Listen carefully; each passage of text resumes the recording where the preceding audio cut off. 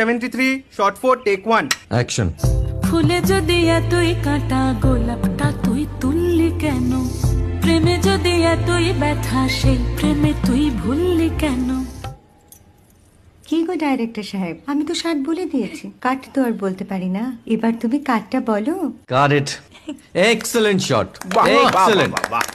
Madam আপনার সাথে একজন দেখা করতে এসেছে। নমস্কার। নমস্কার। বসুন।